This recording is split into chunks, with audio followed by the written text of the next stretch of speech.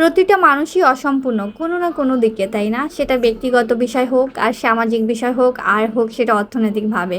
আসলে আমরা যা চাই তা কিন্তু কখনোই আমাদের মন মতো হয় না। আবার আমরা যা চাই তার থেকেও কিন্তু আল্লাহ আমাদের অনেক বেশি দিয়ে দেয়।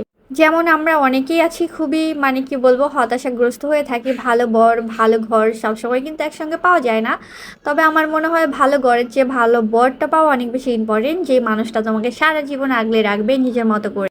সুখ দুঃখ ভাগ করে নিবে, একে অন্যের ছায়া হয়ে বাঁচবে। আর কি চাই জীবনে? এরকম একটা মানুষ থাকলে আমার জীবনেও কিন্তু তেমন একটা মানুষ আমি পেয়েছি। সো হ্যালো এভরিওয়ান, আসসালামু আলাইকুম। কেমন আছো সবাই? আশা করি সবাই ভালো আছো, সুস্থ আছো। সুরেনিয়াস ফ্যামিলি ব্লগে সবাইকে স্বাগতম। প্রতিদিনের মতো আজকের ব্লগটি আমি সকাল থেকে শুরু করছি। সে ভোর থেকে কিন্তু বৃষ্টি হচ্ছিল, মানে আমি ঘুম থেকে 8টার আগে উঠেছি, পৌনে 8টার দিকে। তো তখন থেকেই কিন্তু ঝুম বৃষ্টি হচ্ছিল। আর নর্মালি ঘুম থেকে উঠে কিন্তু আমি বেলকনিতে যাই, তো আজকেও কিন্তু তার ব্যতিক্রম হয়নি। আর দেখো এদিকে আমার গাছগুলা কিন্তু একদম বৃষ্টিতে ভিজে ভিজে দইটম্বুর হয়ে গিয়েছে, তো আমি সবগুলা গাছ এক জায়গায় করে দিয়েছি যাতে ওরা একটু বৃষ্টির পানি পায়। আর এদিকে তো বেলকনিটা একদম নোংরা হয়ে গিয়েছে, তো কোনো সমস্যা নেই, পরে এগুলো ক্লিন করে নেব। তো হচ্ছে বৃষ্টি দেখতে কিন্তু আমার ভীষণ ভালো লাগে। আর আমার সঙ্গে সঙ্গে কিন্তু আমার ছোট্ট ছানাটা উঠে গিয়েছে, ও কিন্তু ভীষণ পছন্দ করে। তো মা আমি কিছুক্ষণ দাঁড়িয়ে বৃষ্টি দেখলাম। দেন যেহেতু একটু সকাল সকাল উঠেছি, মানে আমার ঘুম নর্মালি 7টা বাজে ভেঙেছিল, বাট ওঠা হয়নি আলসামির কারণে। তো এই তো বৃষ্টি দেখছিলাম, তো বৃষ্টি দেখলে তো হবে না, কাজও তো করতে হবে। বৃষ্টির সময়গুলো আমি ভীষণ মিস করি, কারণ আমার অতীতে আমি হারিয়ে যাই। আর অতীতে হারিয়ে গেলেই কিন্তু আমার অন্যরকম ভালো লাগা ফিল হয়। যাই হোক, বৃষ্টি দেখলে তো আর পেট ভরবে না, নাস্তাও তো বানাতে হবে। তো একটু নুডলস রান্না করবো আজকে সকালবেলা। নর্মালি আমার বেবিও খাবে, আমরাও সবাই খাবো, তাই কিন্তু একটু বেশি রান্না করতেছি। তো এই তো আর এদিকে কিন্তু আমার মানে চুলার পাশটা একদম নোংরা হয়ে আছে। তো এখানে হচ্ছে ডাল পড়ে গিয়েছিল, তো ওটা আর ক্লিন করিনি, যেহেতু আমার হাজবেন্ড হচ্ছে বের হবে বৃষ্টি কমলে। তো ভাবলাম আগে নাস্তাটা বানিয়ে নেই একবারে, দেন রান্নাঘরটা ক্লিন করে নেব। তো সরি টু সে, সবাই কিন্তু আমার ব্যাকগ্রাউন্ডটা ইগনোর করবা। তো এই তো এদিকে কিন্তু আমার নুডলস মোটামুটি সিদ্ধ হয়ে গিয়েছে, তো আমি এখন রান্না করে নিব। নিত্যদিনের মতোই বলছি, আমার যে সকল মিষ্টি আপু এবং ভাইয়ার এই মুহূর্তে আমার ভিডিওটা ওয়াচ করছো, একটা লাইক করে দিও যদি ভুলে যাও লাইক করতে। আর যারা প্রথমবার আমার চ্যানেলটা দেখছো, যদি মন চাই একটু সাবস্ক্রাইব করে দিয়ে আমার পাশে থেকে যেও। আর আমার যেসব আপু এবং ভাইয়ার এই মুহূর্তে আমার চ্যানেলটা সাবস্ক্রাইব করে ফেলেছো অলরেডি, তাদেরকে অসংখ্য ধন্যবাদ। এবং যারা আমার মানে চ্যানেলটা ভিজিট করছো, আমার ভিডিওটা ওয়াচ করছো, তাদের প্রত্যেকে অনেক অনেক ধন্যবাদ। তো রান্না করতে করতে হাজবেন্ডের সঙ্গে গল্প করছিলাম। আসলে যেটা বললাম যে একসঙ্গে ভালো ঘর আর ভালো বর কিন্তু আসলেই পাওয়া যায় না। আর যারা পেয়েছেন তারা সত্যিই ভাগ্যবতী। আমি হয়তো বা তাদের মতো ততটা সৌভাগ্যবান নয়, তবে আমি নিজেকে অনেক বেশি ভাগ্যবানও মনে করি, কারণ আমি আমার লাইফে যাকে চেয়েছি তাকে আল্লাহ আমাকে দিয়েছে। এটার জন্য আমি অনেক অনেক বেশি শুকরিয়া আদায় করি আল্লাহর কাছে। তবে আমি ছোটবেলা থেকে যৌথ পরিবারে বড় হয়েছি। একান্নবর্তী পরিবারগুলো যেমন হয়, আমারও ইচ্ছা ছিল আমার শ্বশুর বাড়িতে সবার সঙ্গে মিলেমিশে থাকবো। সবাই যেহেতু আছে, বিশেষ করে আমার হাজব্যান্ডটা 4টা ভাই 1টা বোন, তো ভেবেছিলাম সবার সঙ্গে খুব ভালো একটা বন্ডিং থাকবে। বাট আমার হয়তো বা ভাগ্যে নেই। যাই হোক, এটার জন্য কিন্তু মাঝে মাঝে খুব একাকিত্ব লাগে, মন খারাপও হয়। তো আমার হাজব্যান্ড আমাকে একটা কথা সবসময় বলে যে মানুষ তো একা থাকতে চায়। ম্যাক্সিমাম মেয়েরা নাকি বিয়ের পরে নিজের সংসার একা থাকতে চায়, শ্বশুর শাশুড়ির সঙ্গে থাকতে চায় না। কিন্তু তুমি কেন ব্যতিক্রম? তোমাকে আমি একা রাখছি তাও তোমার ভালো লাগছে না? উত্তরে আমি আমার হাজব্যান্ডকে একটা কথাই সবসময় বলি, যারা মানে যৌথ ফ্যামিলি পছন্দ করে না, আমি কিন্তু তাদের দলে না। সো তুমি তাদের সঙ্গে আমাকে মিলালে তো আর হবে না, যেহেতু আমার ভাগ্যে নেই। সো কিছু করার নেই, ভাগ্যটা মেনে নিতেই হবে। তবে আমার কথা যদি বলি, আমি কিন্তু এখন একাকিত্ব উপভোগ করা শিখে গিয়েছি। মানে এখন কিন্তু একা থাকতে বেশ ভালো লাগে, কিন্তু মাঝে মধ্যে একটা শূন্যতা কাজ করে। মনে হয় আপনজনদের সঙ্গে যদি একটু গল্প করতে পারতাম, মিলেমিশে থাকতে পারতাম, তাহলে বোধহয় সময়টা আরো বেশি ভালো যেত। তো যাই হোক, আমি মানে আল্লাহর কাছে অনেক বেশি শুকরিয়া আদায় করি যে মনের মতো একটা হাজবেন্ড পেয়েছি। আসলে আমি মিশতে চাইলেও আমার হাজবেন্ড কারোর সঙ্গে মিশতে দেয় না। সেটা কারণ হচ্ছে, কারণ ও জানে আমি কষ্ট পেলে সেই রাগগুলো ওর উপরে দেখাবো। আমি কারোর সঙ্গে ঝগড়াও করতে পারবো না, কাউকে কথাও শোনাতে পারবো না। তো আমার মন খারাপটা একদমই পছন্দ করে না। আর সবচেয়ে বড় কথা হচ্ছে, সবাই যদি নিজের মতো করে থেকে আনন্দ পায়, তাহলে তোমার কি প্রবলেম? তুমি তোমার মতো থাকো না। আমার হাজবেন্ড আমাকে এই একটা কথাই বলে। তো যাই হোক, আমি আলহামদুলিল্লাহ আমাদের এই ছোট্ট টোনাটুনি সংসার আর আমাদের একটা ছানাপোনাও আছে, তাদেরকে নিয়ে সবাইকে নিয়ে অনেক বেশি হ্যাপি আছি। তো গল্প করতে করতে কিন্তু আমি আজকে সকালে ব্রেকফাস্ট অনেকগুলো নাস্তায় রেডি করে ফেলছি, আর সঙ্গে কিন্তু চা থাকবেই। অবশ্যই রং চা খাবো, সকালবেলা নর্মালি রং চাই খাওয়া হয়। তো এখানে হচ্ছে নুডলস আম কেটে নিয়েছি, দেন হচ্ছে বিস্কিট আছে চা দিয়ে খাওয়ার জন্য, তারপর হচ্ছে রুটি আছে, স্পেশাল রুটি যেটা মুরব্বা দিয়ে বানায়, ওটা কিন্তু আমার বেশ ভালো লাগে। তো আমি কিন্তু চাও ছেঁকে নিচ্ছি, এখন হচ্ছে চা খাবো। আমার হাজবেন্ড মিলন, ওকে কখনো কিন্তু ভিডিওর মধ্যে আমি ওইভাবে দেখাই না। তো আজকে একটু দুষ্টামি করতেছিলাম যে আজকে আমি তোমার ভিডিও করব, তোমাকেই কিন্তু আজকে দেখাবো। তো এটা নিয়ে ও হাসতেছিল যে আমার ভিডিও করবো না কিন্তু, তাহলে তোমাকে পিটি দিব। আমিও তো নাছর বান্দা, মজা করে বললাম তুমি একটু পোস্ট দিয়ে থাকো, আমি একটু ফুটেজ নেই। তো দুষ্টামি করতেছিল যে নিহা মার খাবা কিন্তু। যাই হোক, আমরা কিন্তু ভীষণ মজা করি। সবচেয়ে বড় কথা হচ্ছে আমাদের সম্পর্কের মধ্যে হাজব্যান্ড ওয়াইফের চেয়ে বন্ধুত্বের সম্পর্কটা অনেক বেশি, আলহামদুলিল্লাহ। ব্রেকফাস্ট করে নিয়েছি, আর একটু বৃষ্টি কমেছিল তখন কিন্তু আমার হাজব্যান্ড কাজেও চলে গিয়েছিল। বাট আমাদের পুরান ঢাকার অবস্থা কিন্তু একদম খারাপ হয়ে গিয়েছে, মনে হচ্ছে ছোটোখাটো একটা সমুদ্র হয়ে গিয়েছে। মানে প্রচণ্ড বৃষ্টি হয়েছিল গতকালকে, তোমরা সবাই জানো। তো এটা কিন্তু নর্মালি গতকালকের ভিডিও। ওকে মানে বাসা থেকে যাওয়ার পরে হচ্ছেই তো কিছুক্ষণ আমিও একটু রেস্ট টেস্ট নিয়ে কাজে লেগে গিয়েছি, কারণ আজকে হচ্ছে আমার ঘরটার গুছানো কাজ আছে। আর আমার হেল্পিং হ্যান্ড যে উনি কিন্তু গত 9 দিন ধরেই বাসায় কাজে আসছে না, কী কারণে সেটা আমি জানি না। আর ওনার নিজের কোনো ব্যক্তিগত মোবাইলও নেই, তাই আমি যোগাযোগ করতে পারছি না কেন আসছে না। আর সবচেয়ে বড় কথা হচ্ছে যদি কাজ না করে তাহলে ওনার বেতনটাও কিন্তু রয়ে গিয়েছে, মানে বেতন নিতেও আসেনি। আমি আসলে এটা নিয়ে খুবই টেনশনে আছি। তো যাই হোক, দেখা যাক আসবে কি না। আমার কাজ তো আমাকেই করতে হবে, আর উনি যদি না আসে 2-1 দিন দেখে আমি অন্য কাউকে রেখে নেবো। আর সবচেয়ে বড় কথা হচ্ছে ওনার বাসাটা খুঁজে টুজে ওনার টাকাটাও দিয়ে আসতে হবে, কারণ উনি হচ্ছে প্রায় 25 দিনের মতো কাজ করেছে, ওনার টাকা নেয়নি। তো এটা নিয়ে একটু টেনশন হচ্ছিল যে বেচারা কোনো অসুস্থ কিনা বা কোনো প্রবলেমে পড়েছে কিনা। আসলে কোনো ওয়ে পাচ্ছিলাম না খোঁজ নেওয়ার, তবে চেষ্টা করতেছি যে কোনো মূল্যেই হোক আজকে খবর নিব, মানে ওনার আশেপাশে কারো থেকে জিজ্ঞেস করে কোথায় আছে বা কেমন আছে। তো এদিকে আমার বেসিনটা কিন্তু খুবই নোংরা হয়ে গেছে। আর সবচেয়ে বড় কথা হচ্ছে কি, এই মানে বেসিনগুলো অনেক আগের, তো অনেক পুরানো। আর আমার আগে যে ছিল, যেহেতু এটা ভাড়া বাসা বুঝতেই পারছো, তো ওরা হচ্ছে 7 বছরের মতো ছিল আর একদমই ওইভাবে ক্লিন করেনি। এই বেসিনগুলা আসলে আমি যখন প্রথমবার আসছি, আমি এখানে হচ্ছে ব্রাশ করতে পারতাম না, আমার শুধু বমি চলে আসতো, এতটা নোংরা ছিল। তো আমার হেল্পিং হ্যান্ড দিয়ে অনেক ডলে টোলে পরিষ্কার হয়েছে, বাট ওইরকমভাবে কিন্তু এখন হয়নি, কারণ সব ময়লাগুলো উঠে না। যাই হোক, একটু চেষ্টা করে করে অনেকটা কিন্তু উঠে গিয়েছে, তবে হয়তো আরও চেষ্টা করলে উঠে যাবে। আমি একটা জিনিস সবসময় ফিল করি, ভাড়া বাসা হোক আর নিজের বাসা হোক, মানে যত্ন করে রাখাটাই হচ্ছে সবচেয়ে বড় কথা। আর আমি একটা কথা সবসময় ভাবি, সেটা হচ্ছে ভাড়া বাসা বলতে কোনো কথা নেই, আমি যখন আছি এটা আমার নিজেরই বাসা। সো আমার বাসা তো আমি গুছিয়ে রাখবো, এটাই স্বাভাবিক। যাই হোক, আর এদিকে কিন্তু টাইলস করাও নেই, পাশটাতে দেখতেই পাচ্ছ, মানে একদম হচ্ছে এগুলোও নষ্ট হয়ে গিয়েছে, যে রং করেছিল ওইগুলা। তো ওনাদেরকে বলেছিলাম, আসলে বললে লাভ নেই। তো যাই হোক, এই তো এদিকে কিন্তু আমি গুছিয়ে নিয়েছি। তো আমার যা আছে তার মধ্যে কিন্তু আমি একটু গুছিয়ে নেওয়ার চেষ্টা করি। আর সবসময় তো তোমাদের পরিপাটি ডাইনিং টেবিল দেখাই, আর আজকে দেখো আমার ডাইনিং টেবিলের অবস্থা। মানে খাওয়া দাওয়ার পরে হচ্ছে এখানে ছোটোখাটো যুদ্ধ হয়েছিল, আমার বেবি সবাই মিলে মিলে আমরা যুদ্ধ করেছিলাম। মানে আমার বেবি এটার উপর উঠে ওর নিজের মতো করে ও চকলেট টকলেট বের করে নিয়ে এলোমেলো করে রাখছে। তো এখন হচ্ছে ডাইনিং টেবিলটাকে সুন্দর করে গুছিয়ে নেব, কারণ যথেষ্ট ময়লা এখানে জমে আছে। আর গতকালকে রাতেও কিন্তু এটাকে আমি গুছাইনি, মানে খাওয়া দাওয়া করে ওইভাবে রেখে দিয়েছিলাম। শরীরটাও ভালো লাগছিল না একদম, সব কিছু মিলে। তো আমার ছোট্ট প্রিন্সেস কিন্তু আবার তার চকলেট নিতে আসছে, মানে সে যেগুলো বের করেছে ওইগুলো কিন্তু নিতে চলে আসছে। তো আমি ওকে বিদায় করে দিয়ে টিভি ছেড়ে দিয়ে আসছি, যে তুমি টিভি দেখতে থাকো, মাম্মির অনেক কাজ পড়ে আছে। এই মুহূর্তে আমার কোন কোন আপু এবং ভাইয়ারা দেখছো আমি জানি না, যদি কেউ দেখে থাকো তাহলে সবাইকে অনেক বেশি ধন্যবাদ। আর যারা এখনও লাইক করতে ভুলে গিয়েছো, প্লিজ একটা লাইক করে দিও। যারা প্রথমবার আমার চ্যানেলটা ভিজিট করছো, যদি ইচ্ছে করে তাহলে আমার চ্যানেলটা সাবস্ক্রাইব করে দিয়ে আমার পাশে থেকে যেও।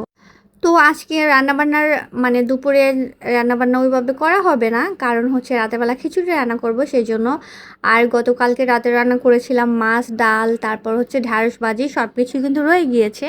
শুধু একটুখানি ভাত রান্না করবো আমার আর আমার বেবির জন্য, যাতে দুপুরবেলাটা হয়ে যায়। তো এটার জন্যই কিন্তু হচ্ছে আমি বাড়তি কাজগুলো আজকে ধরেছি, কারণ রান্নাবান্না থাকলে দেখা যায় কি একটা প্রেশার থাকে অন্যরকম। আর আজকে কিন্তু ভীষণ মিষ্টি একটা ওয়েদার, এই ওয়েদারে খিচুড়ি না খেলে কিন্তু একদমই হবে না। তো রাতেবেলা যেহেতু খিচুড়ি রান্না করবো, নর্মালি কিন্তু দুপুরেই রান্না করতাম যদি আমার হাজব্যান্ড থাকতো, বাট ও যেহেতু রাতে আসবে তাই রাতের জন্যই করব, রাতে একসঙ্গে আমরা খাবো, এই জন্য দুপুরে আর খিচুড়ির আয়োজনটা করছি না।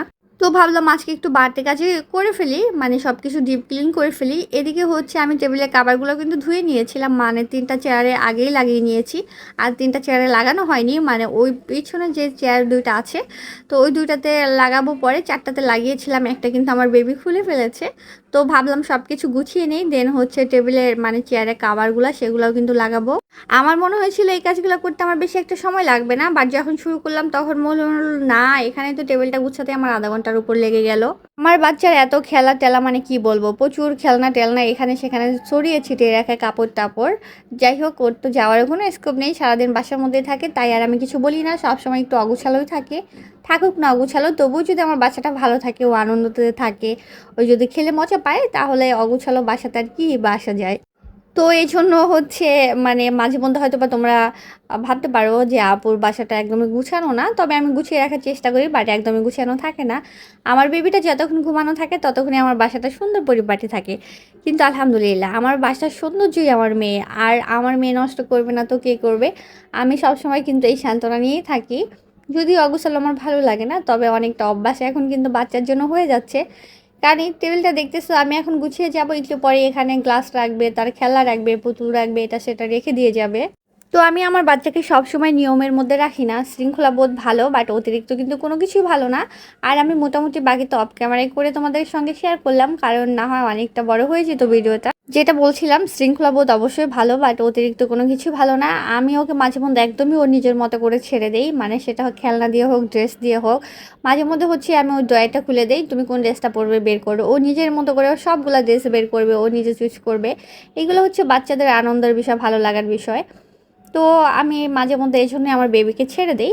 এদিকে হচ্ছে আমি চেয়ারের কাভারগুলো কিন্তু লাগিয়ে নিয়েছি, হয়ে গিয়েছে। আর এখন হচ্ছে এখানে যেই আর্টিফিশিয়াল ফ্লাওয়ারগুলো আছে, এগুলাকে একটু ক্লিন করে নেব।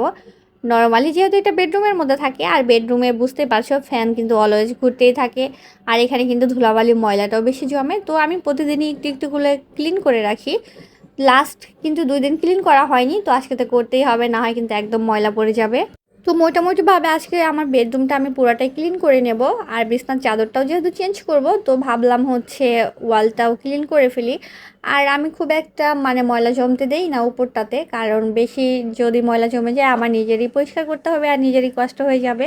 তাই 2-1 দিন পর পরই একটু একটু করে মানে ক্লিন করে ফেলি, যাতে আমার অসুবিধা না হয়ে যায় কাজ করতে। আর নিচে হচ্ছে এই যে বড় একটা ফ্লাওয়ার আছে, এটা কিন্তু আমার বেশ ভালো লাগে, তো এটাকে একটু ক্লিন করে নিচ্ছি। আর এখানে এটা বসানোর পরে কিন্তু আমার ঘরের লুকটাই মনে হয় চেঞ্জ হয়ে গিয়েছে। মানে এই কর্নারটা কিন্তু আমার ভীষণ ভালো লাগে দেখতে। আমি সব সময় আমার আনন্দতে আমি আনন্দিত, মানে আমার কাছে যেটা ভালো লাগে আমি সেটাই করে থাকি। তো হচ্ছে তোমরাও জানাতে পারো কমেন্ট করে তোমাদের কাছে কেমন লাগতেছে। আর এদিকে যেই স্টিলের হচ্ছে সিকটা ছিল, মানে যেটার উপরে ফ্লাওয়ারগুলো রেখেছি, ওটাও কিন্তু আমি ক্লিন করে নিচ্ছি। যদিও খুব একটা ময়লা না, মানে ক্লিন করা, তবু একটু ক্লিন করে নিলাম। আর এদিকে ওয়ালটা মনে হলো একটু ময়লা জমেছে, মানে একটা সাইডটাতে ময়লা পাচ্ছিলাম না, তবে আমার কাছে কেন যেন লাগলো, তো একটু যেহেতু বেডশিটটা চেঞ্জ করব, তাই একটু ওই তো ঘষা মাজা করে নিচ্ছিলাম আর কি। আর এই ওয়ালমেটগুলো একটু ক্লিন করে নিচ্ছি, তো কাপড় দিয়েই ক্লিন করছি, কারণ ফ্রেমগুলো যেহেতু কালো, আর এটার উপরে ময়লা জমলে কিন্তু একদম বোঝা যায়। তো এটা কিন্তু কয়েকদিন ধরে পরিষ্কার করা হচ্ছিল না, তাই আমি এই তো আমার মতো করে একটু সুন্দর করে পরিষ্কার করে নিচ্ছিলাম। তো আমার বেবি বারবার বলছিল, মাম্মি আমি ক্লিন করি, আমাকে নামিয়ে দাও, আমি তোমাকে হেল্প করি। তো আমি বললাম, বাবা তুমি পারবে না। আর এখানে হচ্ছে এই পিনটা আগে থেকেই লাগানো ছিল মশারি টানানোর জন্য মেবি। তো এখানে আমি হোম সুইট হোম যে এটা ছিল আমার, ওটাই কিন্তু এখানে ঝুলিয়ে দিয়েছি, যাতে দেখতে একটু ভালো লাগে। আর আমার কাছে কিন্তু এই ওয়ালমেটটা অনেক বেশি পছন্দের। গ্রামীণ দৃশ্যগুলো দেখতে কিন্তু বেশ ভালো লাগে, আমার ছোটোবেলায় হারিয়ে যায়, গ্রামের কথা ভীষণ মনে পড়ে। তো এটার জন্য হচ্ছে আমি জানি না কেন যেন আমাকে খুব বেশি টানে এই টাইপের ওয়ালমেটগুলা। আর এদিকে ছোট্ট একটা ওয়ালমেট আছে, এটাকেও ক্লিন করে নিচ্ছি। আজকে নর্মালি বেডরুমটাই গুছিয়ে নেব, মানে পাশের রুমটা ধরবো না, কারণ দুইটা রুম একসঙ্গে ক্লিন করতে গেলে অনেকটা সময়ও লেগে যায়। আর বুঝতে পারছো এত সুন্দর ওয়েদার, বৃষ্টির দিন, আর আমার কিন্তু খুব একটা কষ্টও হচ্ছে না, বৃষ্টি উপভোগ করছি আর কাজ করছি। আর এদিকে যদি একটু গান থাকে তাহলে তো কথাই নিয়ে, বাট আমার বেবির জন্য কিন্তু একদমই আমি গান শুনতে পারি না, মানে ও সবসময় কার্টুন দেখে। তো গল্প করতে করতে মোটামুটি ওয়ালমেটগুলো ক্লিন করা হয়ে গিয়েছে। আর এদিকে দেখো আমার বেবির ছোট্ট একটা ওয়ার্ড্রোব আছে, আর এটার উপরের পরিবেশটা কী অবস্থা হয়ে গিয়েছে। মানে বললাম না, 2-1 দিন যদি কাজ না করি তাহলে কিন্তু এরকমই হয়ে যায় সব কিছু। তো যাই হোক, এই জায়গাটাও গুছিয়ে নেব। আর এই জায়গাটাও কিন্তু 2-3 দিন ধরেই ক্লিন করা হচ্ছে না, মানে যেটা হয় শরীর খারাপ থাকলে আর কি, বুঝতেই পারছো। এই অর্কিডের আর্টিফিশিয়াল যে ফ্লাওয়ারটা, আমি কিন্তু এটা এই জায়গাটাতেই রাখি, এখানেই কিন্তু আমার কাছে ভালো লাগে, মানে বেডের পাশে। আর আমার যেহেতু রুমগুলো এতটাই ছোট, এখানে সাইড টেবিল ইউজ করার মতো কোনো স্কোপও নেই, তো আর সেটা কিন্তু করাও হয় না, তাই তো আমার ছোট্ট বেবির ওয়ার্ড্রোবটাকেই কিন্তু আমি সাইড টেবিল বানিয়ে ফেলেছি। তো এটার মনে হলো পাতাগুলো একটু ভালো করে ক্লিন করে দেই, একটু ময়লা ময়লা লাগছিল আমার কাছে দেখতে। আর এই তো আমি একটু ভালো করেই ক্লিন করছি। আর এই ভিতরের জায়গাগুলোতে না আসলেই ময়লা জমেছে, মানে কেন যে এত তাড়াতাড়ি সব কিছু ময়লা হয়ে যায় বুঝতেই পারি না। তো যাই হোক, এই তো মোটামুটি কিন্তু এটা হয়ে গিয়েছে। আর আশেপাশের জায়গাটাও ক্লিন করে নেব। আর নর্মালি হচ্ছে আমার টর্চ লাইটটা নষ্ট হয়ে গিয়েছে, তাই এখানে একটা মোমবাতি আর মোমবাতির হোল্ডারটা আমি রেখে দিই হাতের কাছে। কারণ ইদানিং কিন্তু কারেন্টটা অনেক বেশি ঝামেলা করে, কারেন্ট তো যায় আর আসে বুঝতে পারছো। তো এটার জন্য, আর এটা হচ্ছে রুম ফ্রেশনার, এটা খুব বেশি দরকার হয় বাইরে থেকে আসলে, মানে রুম যখন হচ্ছে তোমার লাগানো থাকে তখন ঢুকলেই কেমন একটা মানে বাজে স্মেল আসে, ওটা একদম আমি নিতে পারি না। আর এটার জন্য কিন্তু এটা ব্যবহার করি। আর এখানে ছোট্ট একটা ক্যালেন্ডারও রেখে দেই, কারণ হুটহাট করে দেখা যায় কয় তারিখ আজকে কী বার, বাংলা কত মাস চলছে ইত্যাদি ইত্যাদি দেখতে হয় মাঝে মধ্যে, তাই এটাকে আমি চোখের সামনেই রেখে দেই। তো এইভাবে গুছিয়ে রাখলেও কিন্তু লাভ হয় না, একটু পরেই আমার বেবি আবার এটা নিয়ে নিবে, এখানে কি কি ফুল আছে কি কি লেখা আছে ও এগুলো পড়তে থাকবে। তো তাও একটু যেহেতু ক্লিন করছি সব কিছু, এটাকে ও একটু সাজিয়ে নিলাম। তো এই তো আমার কিন্তু মোটামুটি এই পাশটাও গুছানো হয়ে গিয়েছে। তো ঘরের কাজ বলতে পারো প্রায় শেষের দিকে, বাট এখনও কিন্তু বিছনা গুছানো হয়নি। তো আমি এখনও হচ্ছে বেডশিটটা তুলে নিয়েছি, আর তুলে নিয়ে কিন্তু একটু ঝাড়ু দিয়ে নিয়েছি। আর বেডশিটটা এখন চেঞ্জ করব, মানে চেঞ্জ করছি আর কি, ধোয়া একটা বিছাবো। নর্মালি কিন্তু আমাদের বেডের মধ্যে বসে বেশি খাওয়া হয়, তাই কিন্তু আমার বেডশিটগুলো খুব দ্রুত চেঞ্জ করতে হয়। আর মানে বুঝতে পারছো, বেডের মধ্যে খেলে কিন্তু খুব বেশি দিন বিছিয়ে রাখা যায় না। আর যেহেতু ছোট্ট বাচ্চা আছে, সব কিছু মিলে কিন্তু একদমই খুব একটা সময় নিয়ে বিছিয়ে রাখতে পারি না। তো এই তো আমার কিন্তু বেডশিট বিছানো হয়ে গিয়েছে। আর হচ্ছে এখন আমি বালিশের কাভারগুলোও চেঞ্জ করে নিব।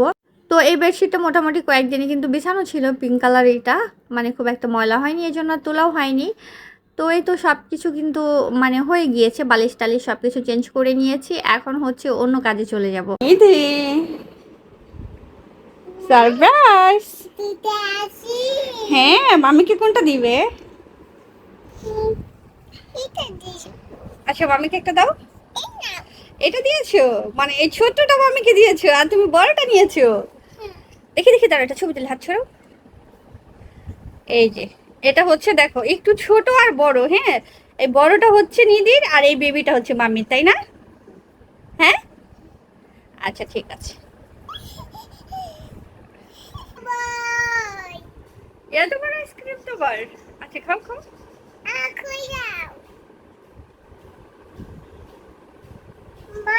তো দুই মা মেয়ে কিন্তু আইসক্রিম খেয়ে নিয়েছি, লাস্টে কিন্তু আমার বেবি বড়টা আমাকেই দিয়ে দিয়েছে, ও কিন্তু ছোটটাই খেয়েছিল। যাই হোক, মাঝে মধ্যে কিন্তু ওর সঙ্গে এরকম দুষ্টুমি করে খেতে ভালো লাগে। আর দুপুরে যেটা বললাম, রান্না কিন্তু করিনি, সন্ধ্যাবেলাও কিন্তু লাইনে গ্যাস নেই, তো আমি চুলার বানটা কিন্তু উল্টিয়ে দিয়েছি, মানে এইভাবে দিলে হচ্ছে একটু লাগবে। আর এদিকে হচ্ছে আমি চা বানাবো, আর আমার হাজব্যান্ডকে বলেছিলাম মোগলাই নিয়ে আসতে, কারণ কয়েকদিন ধরে মানে মোগলাই পরোটা খেতে মন চাচ্ছিল।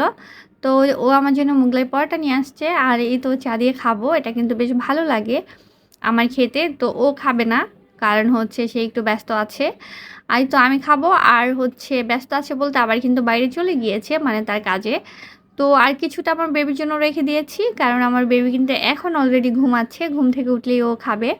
তো এখন হচ্ছে আমি রুমে চলে যাব, মানে পাশের রুমে বসে বসে আরাম করে খাবো, আর হচ্ছে আমার প্রিয় সিরিয়াল দেখব। তো এটার জন্য আর আমি এখানে হচ্ছে একটুখানি সালাডও নিয়েছি, এখানে হচ্ছে শসা আর কিছু গাজর মানে মিক্স ছিল সালাড। তো এখন হচ্ছে এই তো খাবার দাবারের পালা, মানে নাস্তা খাওয়ার পালা। তো আমি যেহেতু বেডরুমে বসে খাবো, তো আমি কিন্তু একদমই এটাকে হচ্ছে রুমেই নিয়ে যাচ্ছি। আর আমার প্রিয় সিরিয়াল দেখবো দি রিলিজ আর্টগুল, এটা কিন্তু আমি ভীষণ পছন্দ করি, আমি একবার দেখেছি দেন আবার শুরু করেছি, একটা নেশার মতো কাজ করে এটা দেখলে। তো যাই হোক, এই তো আজকে সারাদিনের অ্যাক্টিভিটিস তোমাদের কেমন লাগলো কমেন্ট করে জানাতে পারো। আর ভিডিওটা বড় করবো না, এখানে কিন্তু শেষ করে দিব। সবাই ভালো থাকবা, সুস্থ থাকবা, আমাদের জন্য দোয়া করবা, আর সবার জন্য অনেক অনেক দোয়া এবং শুভকামনা থাকবে। আর আমি এখনই একটু মজা করে হচ্ছে খাওয়া দাওয়া করে দেন হচ্ছে খিচুড়ি রান্না করব, আর সে পার্ট কিন্তু তোমাদের সঙ্গে নেক্সট ভিডিওতে অবশ্যই শেয়ার করব। ততক্ষণ সবাই ভালো থেকো, নিরাপদে থেকো। আল্লাহ হাফেজ সবাইকে, আসসালামু আলাইকুম।